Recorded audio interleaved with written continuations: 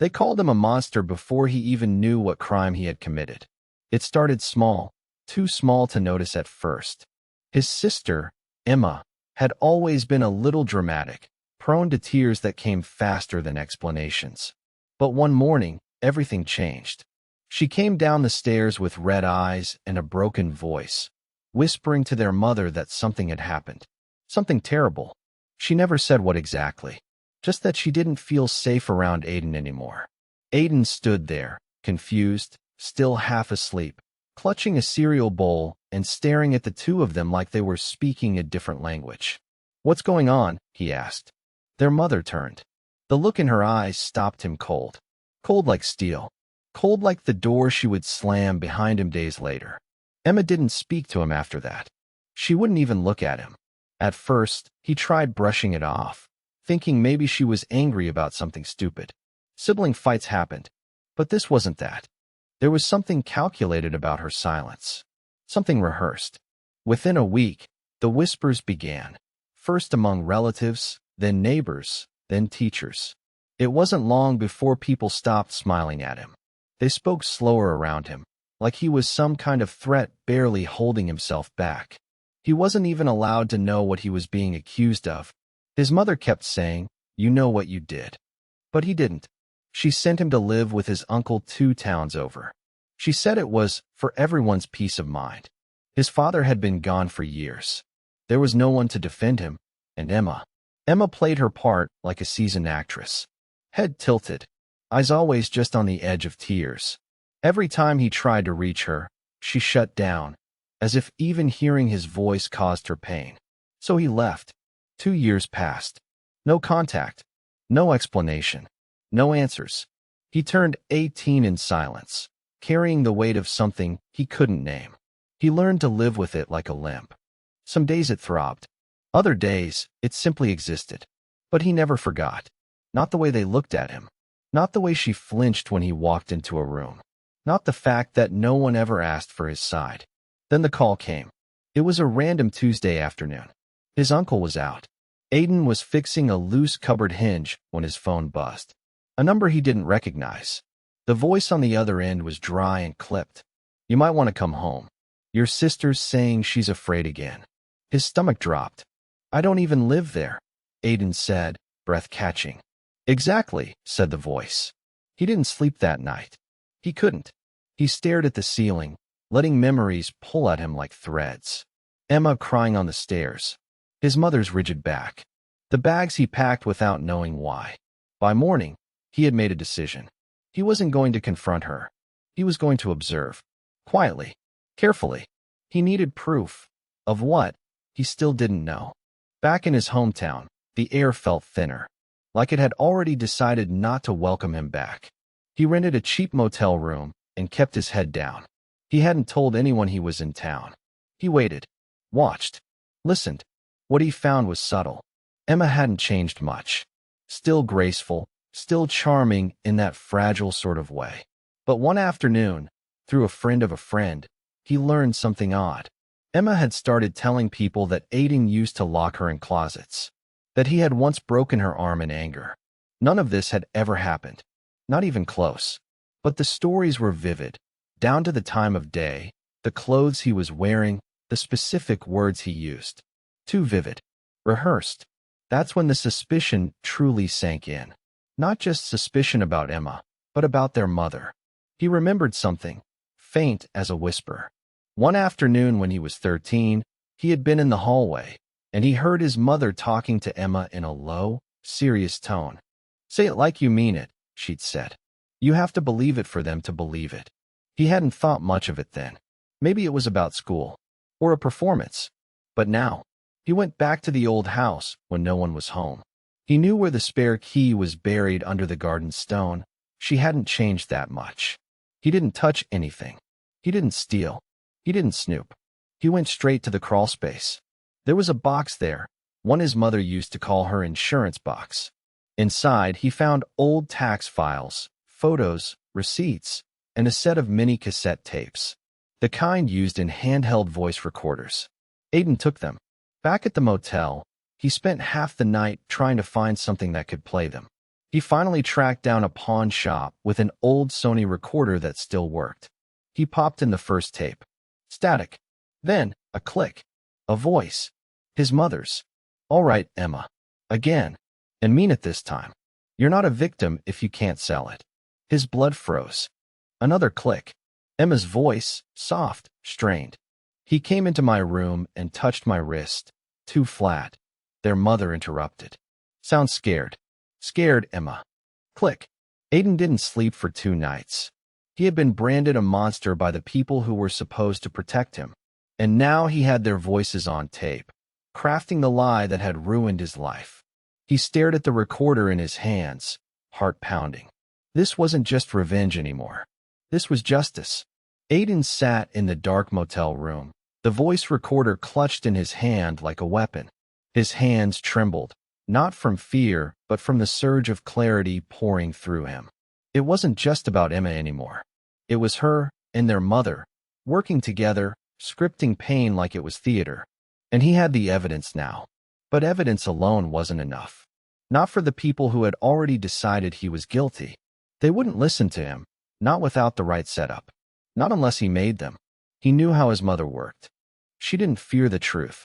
She feared exposure. The kind that happened in front of others. People she needed to impress. People whose opinions mattered. She ruled through perception. Through appearances. So if Aiden was going to take her down, it had to be public. He started laying the groundwork the next day. He didn't go to the police. He didn't post the tape online. He didn't confront her directly. He made a call to the one person he knew had remained neutral through it all, Mr. Langston, his old literature teacher. Mr. Langston had always liked him, always saw something in him that others didn't. Aiden told him just enough to spark curiosity, to hint that there was a bigger story hiding behind the scandal everyone thought they understood. "I'm not asking you to believe me," Aiden said. "I just want a chance to be heard." Langston hesitated, then said, "Come by Friday. There's a parent-student meeting at the school. You'll have an audience." Perfect. In the meantime, Aiden got to work converting the tape to digital. He cleaned up the audio just enough to make the voices unmistakable. He spliced in short excerpts, clear moments where his mother coached Emma, pushed her, molded her into the perfect accuser. Each clip was time-stamped and labeled. He didn't tamper with anything. That would defeat the purpose. By Friday, he was ready. The school auditorium was buzzing. Not packed, but busy enough. Parents, teachers, a few students. Emma was there too, sitting beside their mother, laughing softly at something on her phone. It twisted something deep in Aiden's chest. They looked so normal, so innocent. He walked in through the side entrance, unnoticed at first. But then a few heads turned. Whispers started. "The monster's back." He could almost hear the words without them being spoken. He didn't react. He walked straight to the front where Mr. Langston stood, talking with a few faculty members. Langston saw him, nodded, and tapped the mic. "Before we begin," he said, "I want to give someone a brief moment to speak. I know this is unusual, but I think we owe it to ourselves, and to the truth, to listen." Murmurs. Confusion. Some shifting in seats. Then Aiden stepped forward. He didn't touch the mic. He didn't need to. "I know what you've all heard about me," he said. "I know the story that's been told. And I know that once a label sticks, monster, abuser, threat, it doesn't come off easily." The room went silent. Emma froze. Her mother's eyes narrowed. "I was accused of things I didn't do," Aiden continued. "And I was never given a chance to defend myself. Not once.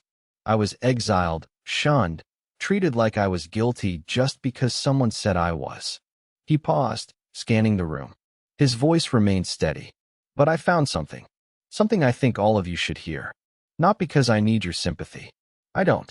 I need your ears. And your honesty." He pulled a Bluetooth speaker from his bag, paired it with his phone, and hit play. The first clip echoed through the auditorium. "All right, Emma. Again. And mean it this time. You're not a victim if you can't sell it." Gasps. A few heads turned toward Emma. Click. Too flat. His mother's voice snapped. "Sounds scared." "Scared, Emma." The air was sucked out of the room. Emma shot to her feet. Stop it. That's not real. But Aiden was ready. There's more, he said calmly. Would you like to hear the date stamp? The location? Or maybe we can let a technician confirm it. I brought the original recorder too. You can test it yourselves. His mother stood next, her voice low and cold. This is a sick joke. Manipulating audio. I didn't manipulate anything.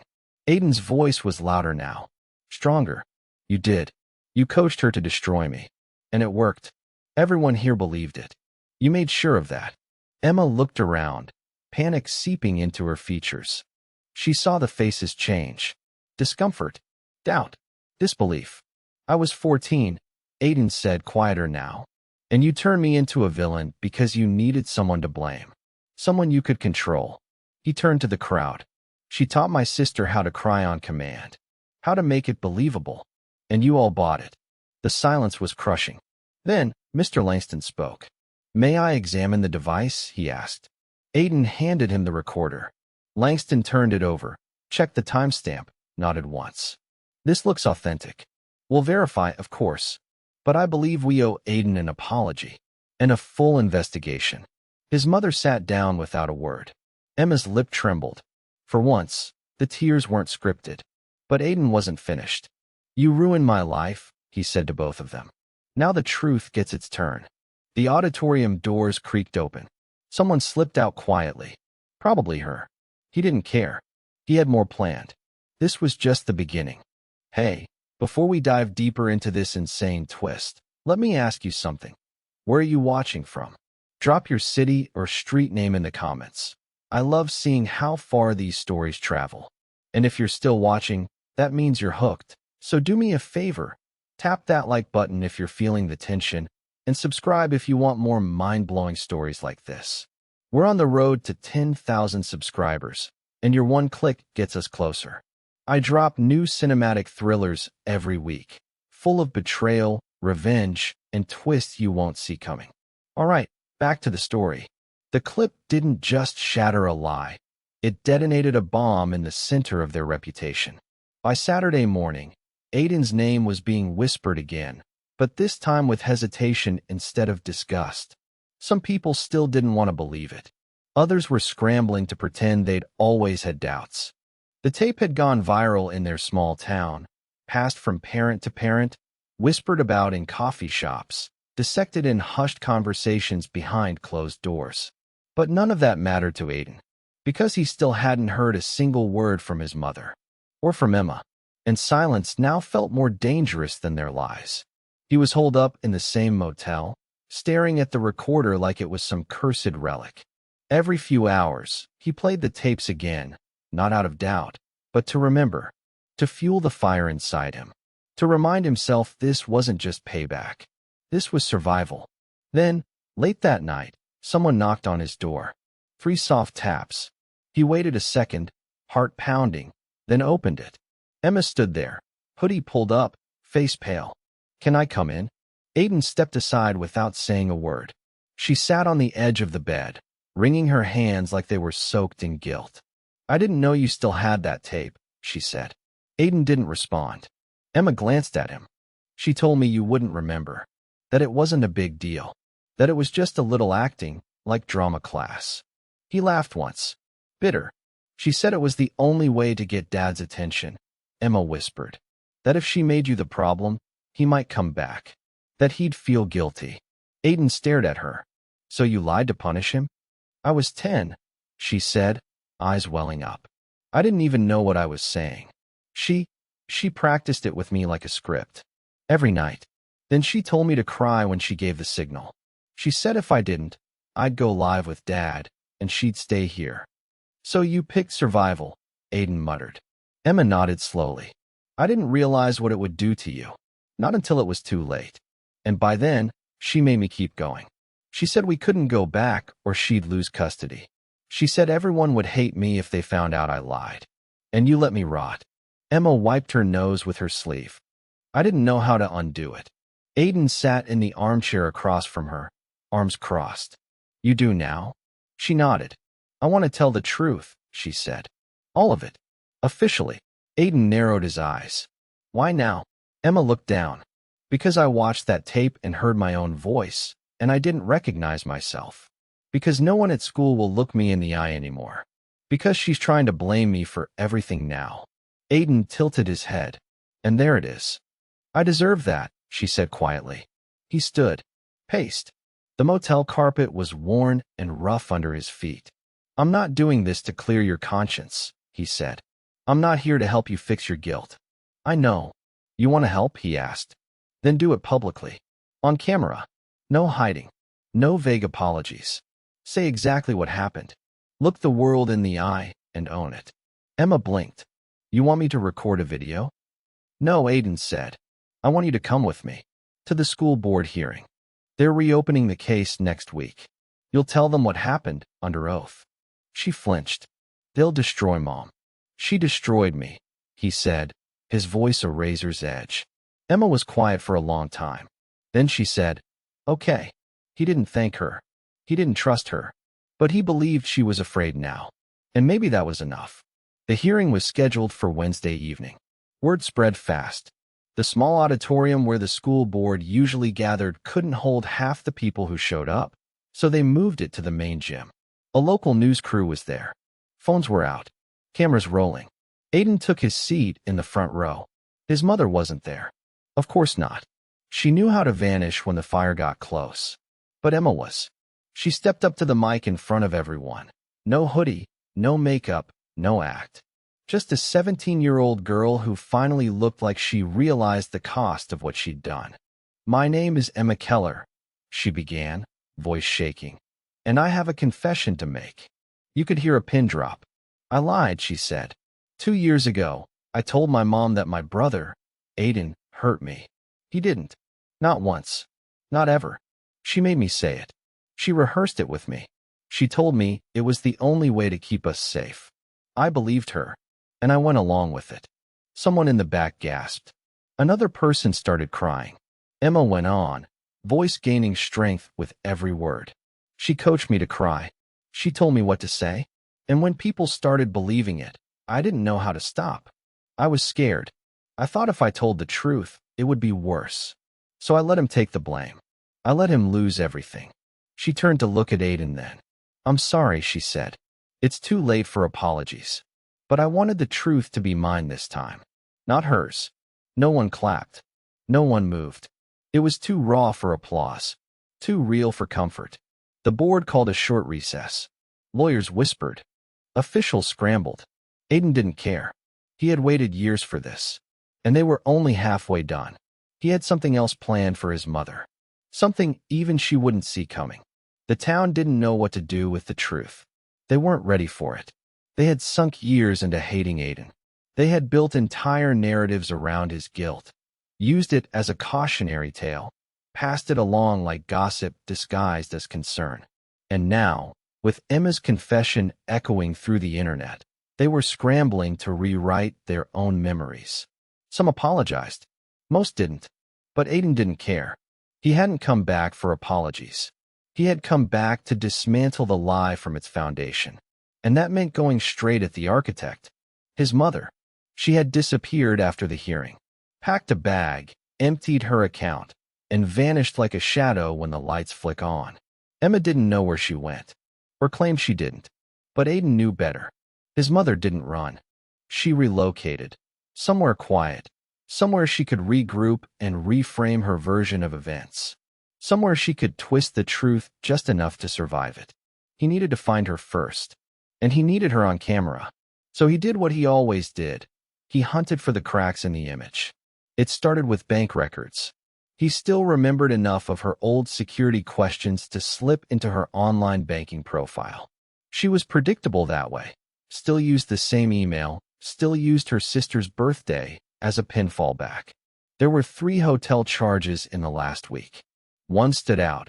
A small inn 2 hours away, nestled in a forgotten strip of lakeside cabins, a place called Whisper Pines.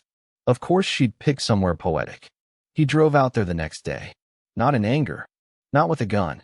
Just with a camera, the original tape recorder, and a copy of Emma's public statement in his bag. He didn't knock when he found the right cabin. He opened the door slowly and stepped inside. She was sitting at a small table, sipping coffee like she hadn't burned her life down behind her. Her hair was tied back. Sunglasses rested beside a half-eaten muffin. She didn't look surprised to see him. "I figured it'd be you," she said. "Of course it's me," Aiden replied. She gestured to the empty chair across from her. "Sit." He stayed standing. "I heard your little event," she said. "Very dramatic. You always did have a flair for storytelling." He raised an eyebrow. "I learned from the best." She smirked at that, then took another sip. "You ruined Emma," he said. "You poisoned her. And you turned me into something I wasn't." She shrugged. "I protected my children." "From what?" "From each other." He almost laughed. "No. You protected yourself. From your own failure.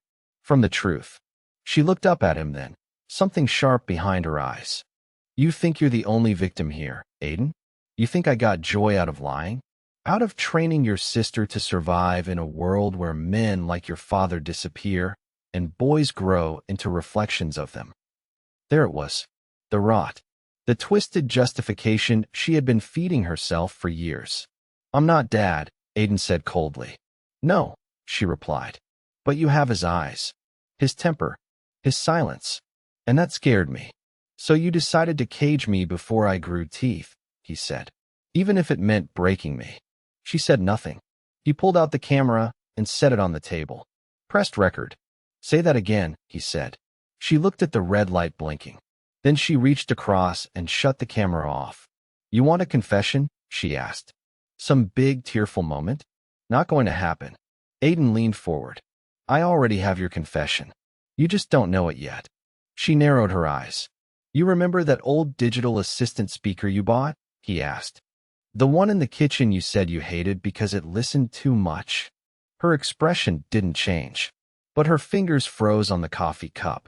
"Turns out, you never disabled the recordings." He pulled out a second device, a small flash drive. 3 years of voice logs. Hundreds of entries. All linked to your voice account. You said everything into that thing. You thought you were talking to no one. But someone was always listening. Now her expression cracked. "You're lying." Aiden smiled. "Try me." He leaned in, voice low and brutal. "I have recordings of you threatening Emma, coaching her, laughing about it after you sent me away. All stored in the cloud. All retrievable. All admissible." Her hand trembled as she reached for her bag. He stepped between her and the door. "You can run," he said. "But I've already uploaded the files to 3 separate drives. One to my lawyer, one to the press, one to the police. I'm not here to stop you." He looked her dead in the eye.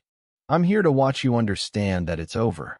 She sank back into the chair, not crying, not begging, just still. The war in her head had finally been lost. Not with fists, not with screams, but with her own voice. "I hope you rot in the silence you built," he said. Then he turned and walked out. He didn't need to look back. He had already won. But it wasn't over. Not yet. Because he still had one final move left. One last truth to set free. The internet never forgets. By the next morning, clips from the school hearing had spread beyond the town, beyond the county. People from cities Aiden had never stepped foot in were commenting, stitching, debating. Aiden's face was everywhere. Emma's trembling voice. And in the background, that damning tape. His mother drilling her daughter on how to fabricate pain. Some called it manipulation. Others called it child abuse. A few, louder and angrier, called it a crime. Aiden watched it unfold from the same motel room he'd first pressed play in. It should have felt like closure. Victory. Some kind of peace. But it didn't. Because there were still pieces left dangling in the dark. Unspoken truths. Unpunished crimes. The town's police chief had finally reached out after the firestorm broke. Aiden was invited to give a full statement. He met them the next afternoon, file folder in hand, voice even, jaw tight. They listened. They recorded. They promised internal review. He'd heard that phrase before. It was code for delay, for stall, for hope it goes away. He knew he had to keep the pressure on. That's when the idea struck him. If they wouldn't charge her yet, if the courts wouldn't move quickly, then he'd use what she had always feared most. Public shame. Real shame. So Aiden took everything, the tapes, the recordings, the timestamps, the cloud logs from the smart speaker, and built something she couldn't ignore. A full, unbroken timeline. He packaged it with Emma's confession, added voice transcriptions with side-by-side verification. And then he dropped it online. Not a post, not a video, a documentary. 15 minutes of raw, ugly truth. He titled it, How to Create a Monster, The Anatomy of a Lie. It wasn't flashy. It wasn't angry.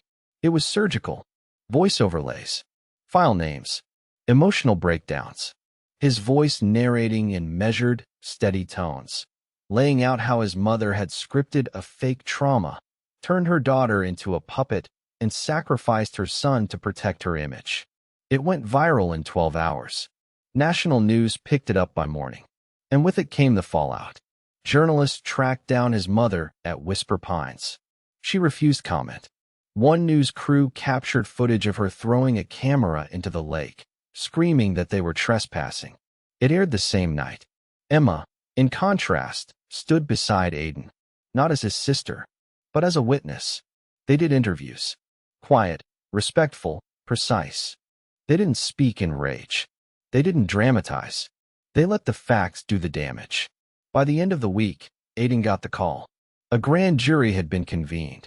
His mother was under official investigation for obstruction of justice, falsifying claims, and coercion of a minor. And yet, even with the law catching up, there was something Aiden hadn't said. A piece of the story he had buried even from himself. The final tape. He hadn't shown anyone. Not yet. It wasn't like the others. It wasn't coaching, or threats, or strategy. It was recorded by accident. A private conversation, his mother, on the phone, talking to someone unnamed. Her voice softer, vulnerable, scared. I know it wasn't true, she said. But I saw it in his eyes. He was becoming like his father. I couldn't watch that happen again. I had to control the story. If I let it grow, it would have eaten us both. She paused, then added, almost whispering, I lied to save him. It wasn't justification. It wasn't forgiveness.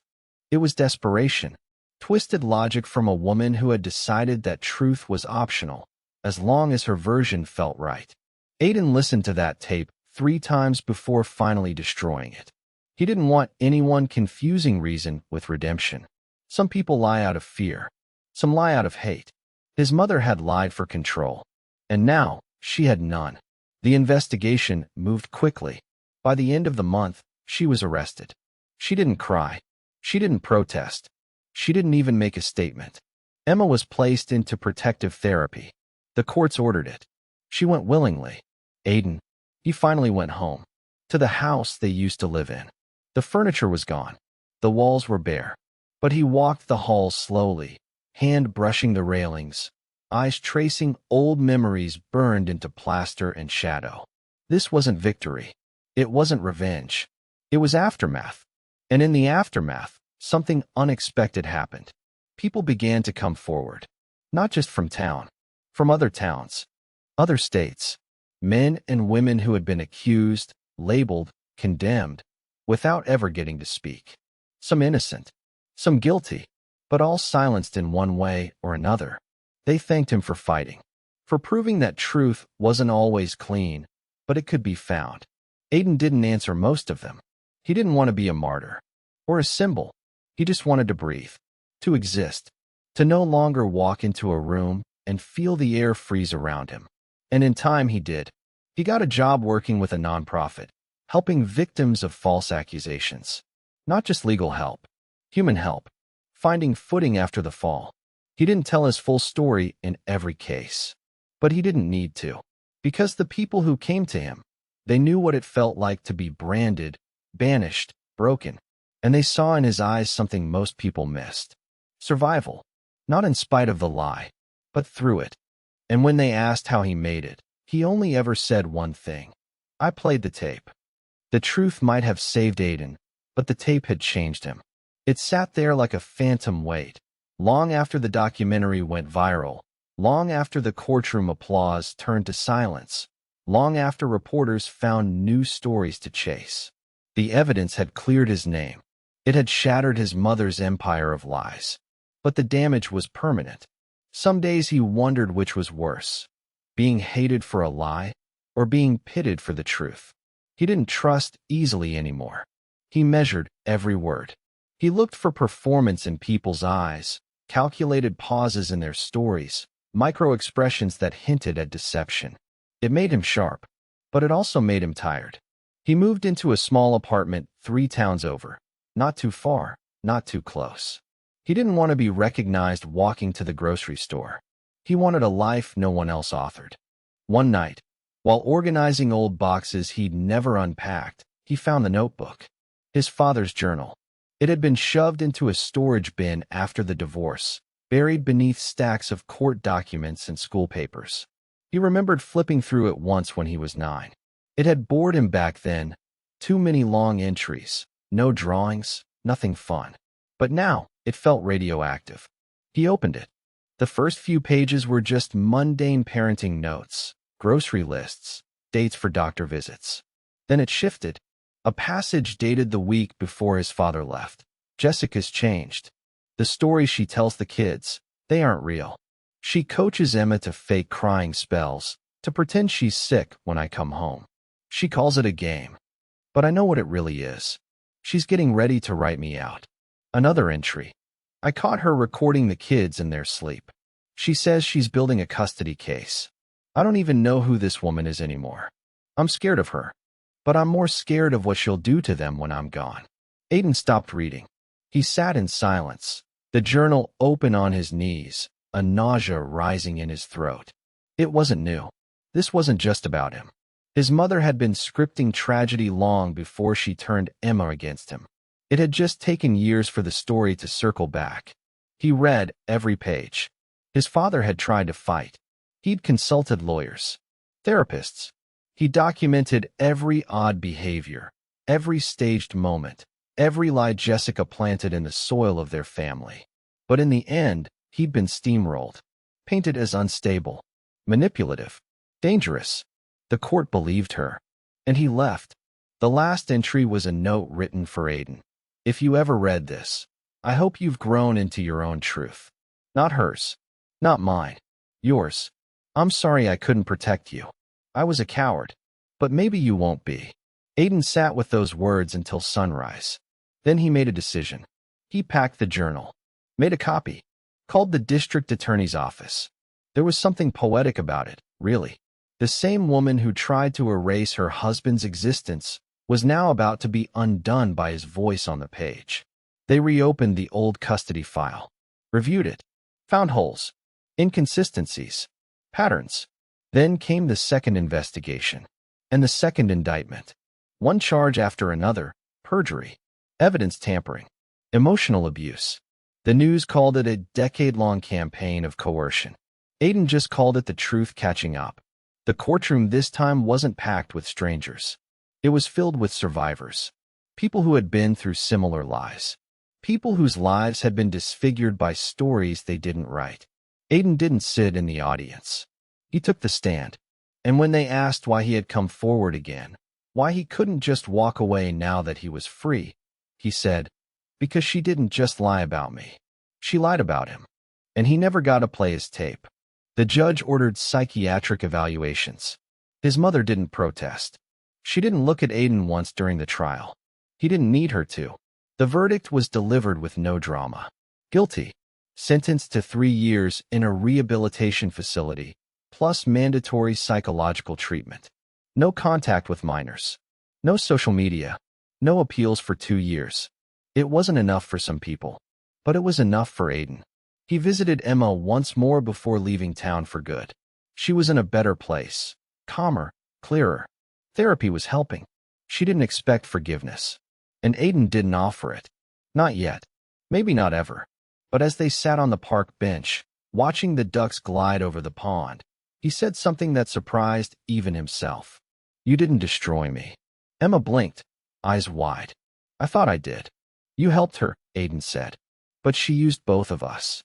Emma nodded. "You think she'll ever understand what she did?" "No," he said. "But the world does. And that's enough." They sat there in silence. Not as siblings, not as enemies, just as survivors of the same storm. When he left town, he didn't tell anyone. No speeches, no final posts, just one quiet exit. He carried the journal with him, and the recorder, not because he needed to prove anything anymore, but because they were reminders that no matter how convincing the lie, the truth is always recording. Aiden moved 3 states away and changed his number. No announcement, no trace. He got a modest job teaching digital media literacy at a community college, a quiet, clean life. No accusations, no whispers behind his back, no sideways glances. Just people who knew him as Mr. Keller, the guy who taught them how to recognize deep fakes, manipulated audio, and how to verify a source before sharing it. He never mentioned why he was so good at it. He just taught. He arrived early, left late, ate dinner alone, slept lightly. But some nights, when everything was still and the only sound was the hum of the mini fridge, he heard it again. The click of the recorder. Not the tape itself, but what it meant. The exact moment his entire world changed, caught forever in a few seconds of hiss and static. That sound had become a scar. One night, 6 months into his new life, he slowed it down, boosted the audio through editing software. It wasn't his voice. It wasn't Emma. And it wasn't his mother. He didn't recognize it. But he recognized the message. There were still pieces missing. Not from his life, but from the pattern. What had happened to him wasn't isolated. His mother's tactics, her strategy, her manipulation, it was systemic. It had been allowed to grow because people let it. Institutions ignored it. Courts looked the other way. And what if she hadn't been acting alone? He started researching again. Old family cases, custody battles, records from court-appointed therapists. He found others, kids weaponized by one parent against another. Coaching, coercion, some stories almost identical to his, but hidden, quiet, lost in bureaucracy. One case, in particular, caught his attention. A boy named Milo, accused of harming his younger brother, expelled, disowned. The mother claimed she had proof. A journal, a video. Except the video had never been produced in court. And the therapist later admitted he'd never spoken to Milo alone, only in the mother's presence. It was a mirror of Aiden's story, and it was current. The case hadn't been closed yet. He reached out anonymously. Milo's guardian responded. His aunt. She'd taken him in after his mother's behavior raised flags, but the damage had already been done. Milo wasn't talking to anyone. He barely spoke at all. Aiden offered to help, not as a savior, not as a hero, just someone who understood what it meant to be muted. It took a week, then 2. On the 3rd, Milo sent a voice memo. Just 4 words. She tells me how. That was all. But Aiden knew what it meant. She coached him. It had started again. And maybe it had never stopped. Aiden packed a small bag, left a note on his desk, locked the apartment. He flew out to meet Milo's aunt and sat across from the boy who now reminded him so much of himself it hurt to breathe. Quiet, calculating, wounded. They didn't talk much, but Aiden brought the recorder, set it on the table, and said, "Whenever you're ready." It took 2 days before Milo pressed the button. When he did, he spoke for 43 minutes, unbroken, describing everything. His mother's training sessions, her threats, her rewards for crying at the right time, the punishment when he didn't. It wasn't rage in his voice. It was precision, like he'd been bottling it up with the cork halfway loose. Aiden recorded it all, and afterward, Milo didn't cry. He just said, "Does this mean I'm free now?" Aiden didn't know how to answer, but he looked the boy in the eye and said, "It means you're heard." That was the beginning. Over the next year, Aiden built something bigger than revenge. He built a network, a safe platform. He called it Static because so many voices were lost in it. And now, he wanted those voices found. Anonymous submissions, verified evidence, legal aid, media training, emotional counseling. A place where no story could be buried just because it made someone uncomfortable. And slowly, they came. One by one. People like him. Like Milo. Like Emma. And through their stories, Aiden realized something he hadn't fully understood before. He had never been the story. He was just the first voice that played loud enough to be heard through the noise. The recorder stayed on his desk, always loaded, always ready. Not because he expected anyone to come for him again, but because he had made a promise to himself. No more silence. Ever. Every story has two versions, the one that's told and the one that's hidden. Aiden had lived both. Now, inside the headquarters of Static, a converted warehouse with old brick walls and glass offices, those hidden stories poured in daily. Anonymous uploads, fractured memories, shaky video clips, cracked voices confessing things they weren't supposed to remember, or weren't allowed to say. They came from everywhere, coast to coast, across age groups, backgrounds, belief systems. But they all had one thing in common. They were the accused who had never been asked for their side. And Aiden? He had become their archivist, their gatekeeper, their mirror. Not every story was true. He was the first to admit that. Some people came to Static for the wrong reasons. Some were trying to erase guilt, not correct injustice. But the systems he'd built, through legal teams, verification filters, data analysis, sifted through it all. And what remained was devastating. There were parents who hadn't spoken to their kids in 10 years. Teens expelled with no hearing. Grandparents painted as predators for trying to intervene in custody battles. The lies weren't always malicious, but they were always destructive. And most of them started with one phrase. I just wanted to protect them. Aiden knew now, those words were a weapon in the wrong mouth. His own mother had said them, and so had dozens of others. It wasn't about protection. It was about control. Narrative control. Reputation control. Controlling what people see, think, feel. So he created a campaign called Underneath. It wasn't flashy, just black and white videos. People looking straight into the lens, telling their truth, no script, no editing. The idea was simple. Strip away everything but the voice. Let the world hear what's usually buried beneath court summaries and news headlines. The first episode was Milo. He told his story, told the truth his mother tried to bury under courtroom tears and staged breakdowns. He didn't name her, didn't rage, didn't point fingers. He just spoke, and the world listened. 1 million views in a week, 12,000 comments, and a new wave of submissions poured into Static. Some of the stories broke Aiden all over again, like the man accused of abuse by his ex-wife, only to find years later, through a misplaced home video, that she had faked bruises using makeup tutorials and shadows. He'd lost his job, his children, his entire life. Or the girl who'd been labeled unstable after exposing her father's manipulation, only to have her mother later confess on her deathbed that she'd been forced to discredit her daughter to keep custody. These weren't stories you wanted to believe, but they were true, and they weren't going away. Aiden worked 12-hour days, 14, sometimes 20. He forgot to eat, forgot to sleep. He lived in the rhythm of stories now, the rhythm of Static resolving into voice.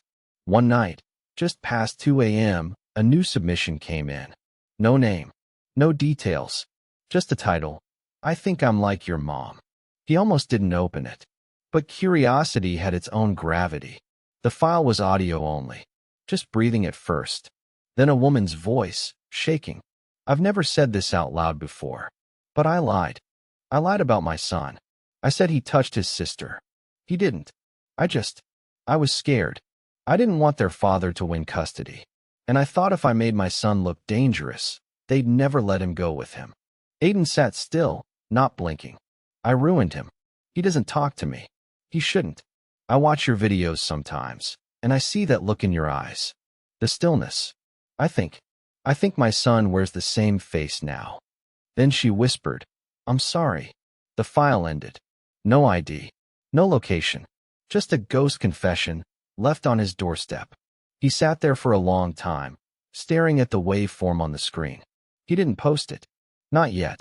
But he saved it, cataloged it. Because even the confessions of the guilty needed to be preserved. Not for sympathy, but for evidence. Evidence that this problem was deeper than bad parenting or hurt feelings. It was systemic, cultural, judges, schools, social workers. They all claimed to want truth, but the moment tears were involved, especially from a child, truth stopped mattering. And the ones being lied about? They were expected to suffer silently, to accept it, to wait it out. Aiden had waited long enough. Now, he was building something that would outlive him, an unerasable archive of the stories no one else would touch. He didn't need revenge anymore. He didn't need closure. What he needed, what the world needed, was visibility. And Static was becoming just that. One story at a time. One voice over the noise.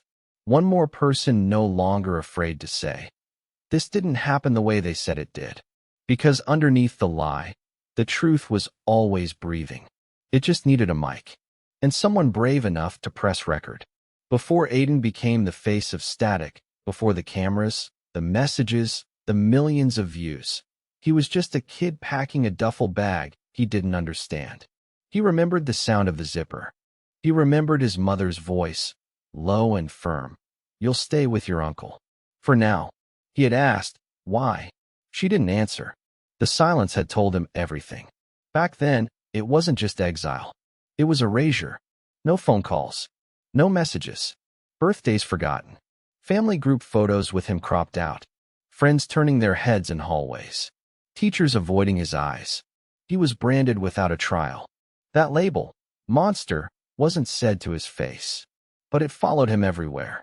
He was banished, not for what he did, but for what they decided he might have done. And yet, now, years later, the banished had built a throne from the rubble, not for power, not for recognition, but for every other name no one dared speak again. There was a moment, one morning, when Aiden walked past a mirror and didn't recognize himself, not because he looked different, but because he didn't look haunted anymore. There were bags under his eyes, yes, scars that weren't visible, but his posture had changed. His eyes didn't flinch when they locked with someone else's. It had taken everything, but he'd taken it back. Still, sometimes, when a case landed in his inbox, it cut a little deeper than the rest. Like the one marked, 17-year-old accused, no evidence, kicked out. He opened the file. The boy's name was Elijah, accused by a cousin, kicked out within 24 hours. No charges filed. No investigation completed. Just whispers. A school suspension. A broken home. His mother had called him unrecognizable. Sounded familiar. Aiden set up a call. Not with Elijah. With his father, the only one who hadn't abandoned him. They spoke for an hour. The man's voice was tired, like he'd been trying to carry the world uphill. "She says she's protecting the other kids," the father said. "But he hasn't done anything. I know my son. I don't know what to do anymore." Aiden listened, took notes, sent over a legal team, asked for phone records, camera footage, anything. 2 days later, he got a message from Elijah. Not a thank you. Just, "They still look at me like I'm dangerous." Aiden stared at the screen for a while, then typed back, "That's what they did to me too. But you get to decide what happens next." And he sent Elijah the same recorder he once used. Not to trap someone, but to free himself. Aiden didn't tell him what to say. He just told him, "Speak. For yourself. Even if no one listens." The first time. Because that was the power no one gave him back then. A voice. Aiden knew the difference it could make. He remembered the day he first pressed play on the tape that changed everything. He remembered the way his hands shook. The way his heart tried to claw out of his chest. He remembered the first time he knew that he wasn't crazy, that he hadn't imagined it, that the nightmare wasn't his fault, that he'd been framed. It wasn't just the coaching on the tape. It was the tone, the way his mother had sounded calm, practiced, proud. And then the world shifted. He didn't stop shaking for hours, but it was the first time in years he felt like he was standing on solid ground. Now, he was that ground for others. But even so, the label followed him sometimes. When he gave a lecture on digital media, a faculty member once asked, half joking, "What makes you so passionate about identifying false claims?" Aiden had smiled, deadpan, controlled, and said, "Experience." They didn't ask again. He didn't need to tell his story every time he entered a room. The ones who knew carried it with them. The ones who didn't? They were lucky. But deep down, Aiden knew something else. Being banished had taught him how to survive the cold. Now, when people were cast out by fear and ignorance, he was the one waiting in the dark with a flashlight. And sometimes that was enough. Other times, it wasn't. Some people never got justice. Some truths died in courtrooms, buried under procedure and disbelief. Some wounds didn't close. And on the worst nights, Aiden felt all of them. The injustice, the silence, the static. But then he'd see an email, a message, a kid like Elijah's saying, "I spoke." They listened. And he'd remember why he kept going, why he couldn't stop, why he didn't want to. Because the banished weren't broken. They were just waiting for someone to play the tape. It was raining the morning Aiden got the call. Not the kind of soft drizzle that made people nostalgic, but the kind of cold, sharp rain that soaked everything in silence. He sat by his apartment window, black coffee in hand, watching the sky blur the city into streaks of gray. Then his phone rang. Unknown number. No caller ID. He answered without speaking. The voice on the other end was tired. Familiar. "I signed the paperwork," Emma said. He didn't answer right away. "It's official," she continued. "They're stripping her of all parental rights. They're revoking her pension from the state's counseling board. It's done." Still, Aiden said nothing. Not because he didn't care, but because some victories didn't feel like wins. "I thought it would feel good," Emma said, quieter now. "It doesn't." Aiden finally spoke. "That's because you still want a version of her that never existed." She didn't deny it. He could hear her breathing shift, like she wanted to cry but didn't deserve to. "She sent me a letter," Emma said after a long pause. "I don't want to hear it. She says you destroyed her." Aiden clenched his jaw. "She destroyed herself. I just brought a mirror." A silence passed between them, long and heavy. Then she asked, "Can we meet?" He thought about it. "I'll let you know." And he hung up. Because today wasn't her day. It was his. The final court ruling had just gone public. His mother, Jessica Keller, was no longer just a disgraced counselor or an accused manipulator. She was now legally guilty of fabricating evidence, coercing a minor, and perjury. Her name would be printed, indexed, and searchable in every major criminal database. She was no longer someone who could lie. She was someone who had lied. And that changed everything. Still, Aiden didn't post about it. He didn't celebrate. Instead, he walked into the office at Static, nodded to his team, and locked himself in the sound booth. He set the recorder on the table, pressed record, and began to speak. This is for the ones who never got their ending. The ones who were silenced, misquoted, twisted. I know what it's like to be erased. To be called a monster and have no idea why. To lose family not through death, but through design. To walk around wearing the shape of someone else's lie. I know what it's like to scream in an empty room. But this right here, is not a scream. It's a recording, a record, a reminder that even if they erase your image, even if they erase your name, they can't erase the truth. Not if you speak it, not if you document it, not if you refuse to let it die. He uploaded the audio as part of the final installment of Underneath. The episode was called "The Day I Stopped Asking for Permission." Within hours, it had 500,000 plays. People called it haunting, brutal, necessary. But Aiden didn't read the comments. Because for him, this wasn't content. This was a memorial. To the boy they tried to bury. To the man they never saw coming. Later that week, Emma showed up in town. No announcement. No request. Just showed up. He found her waiting outside Static. In the rain again. No umbrella.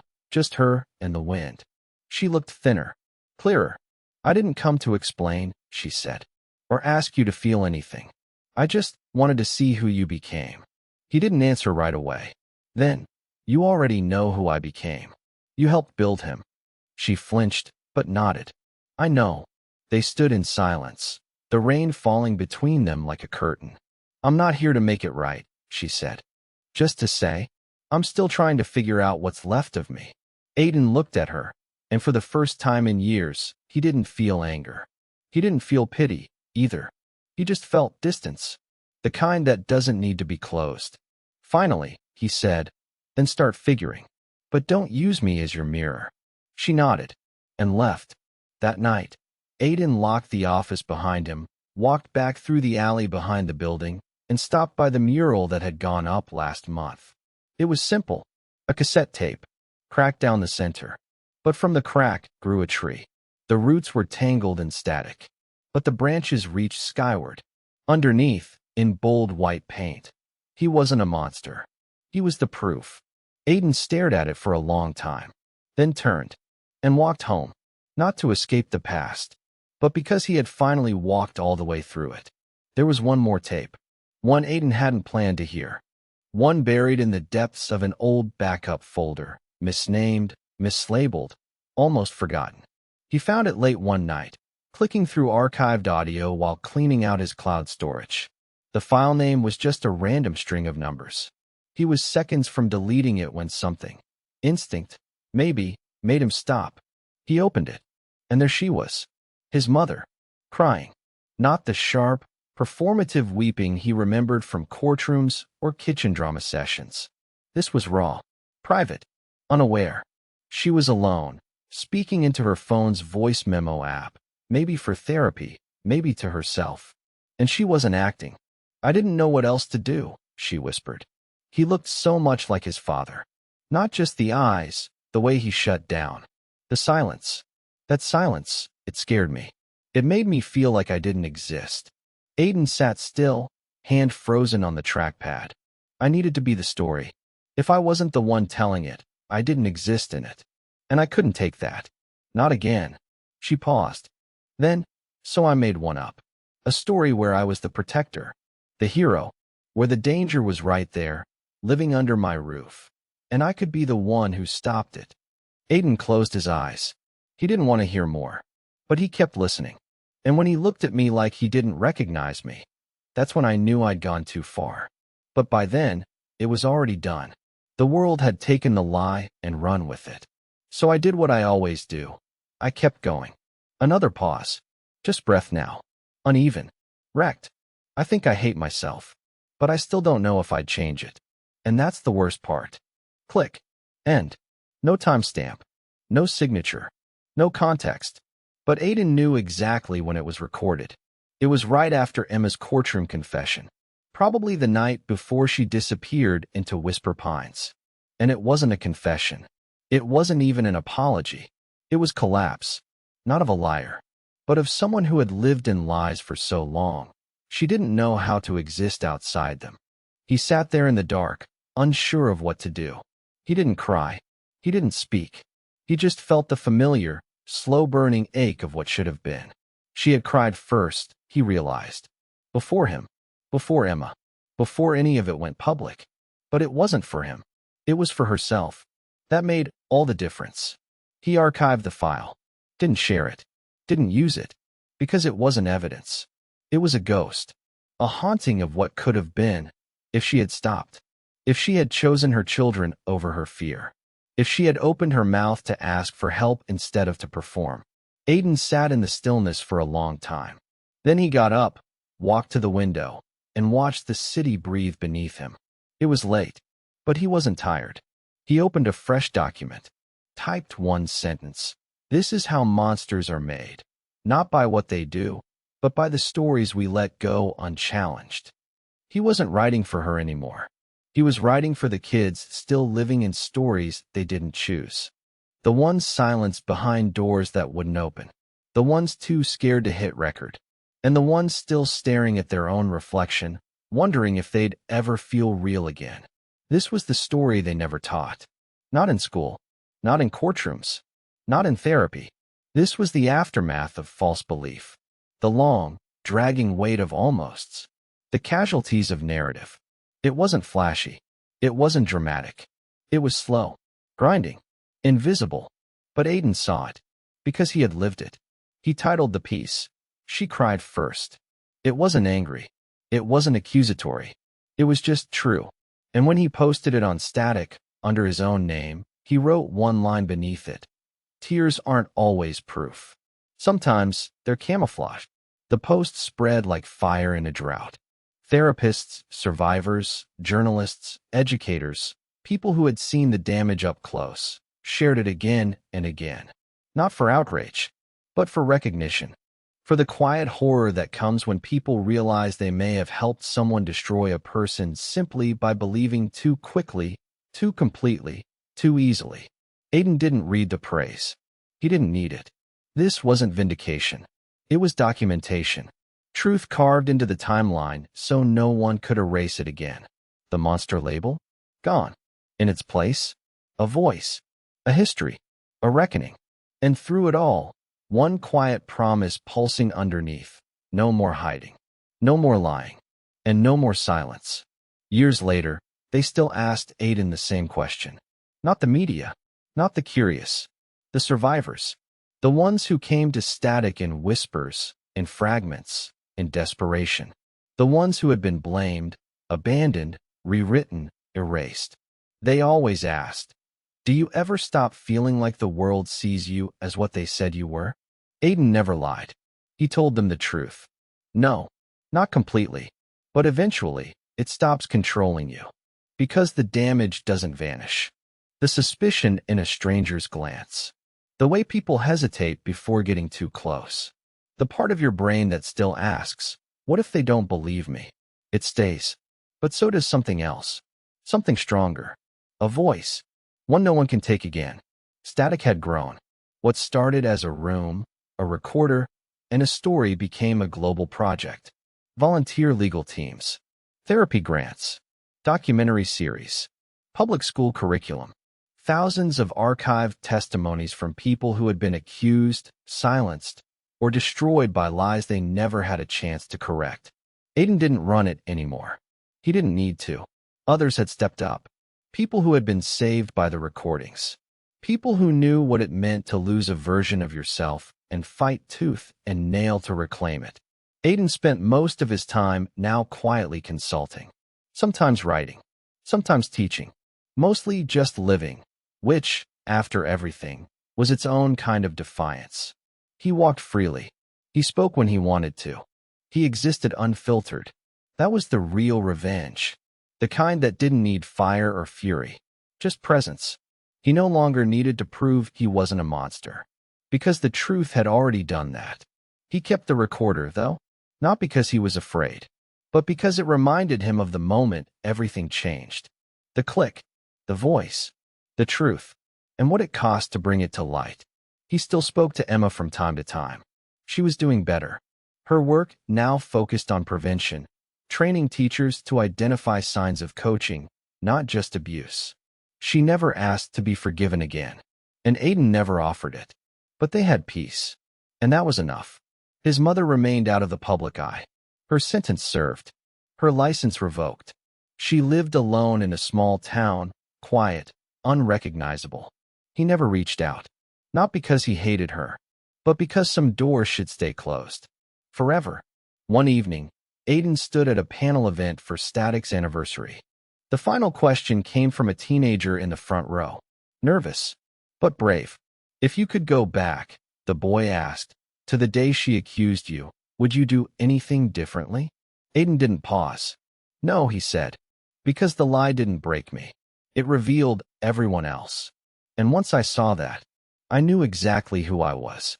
The room was quiet, not out of shock, but because everyone understood. That's what stories like his did. They didn't ask for sympathy. They demanded awareness. Aiden ended the night like he always did, with a simple message. Record your truth. Even if no one listens right away. One day, that tape might be the reason someone gets their life back.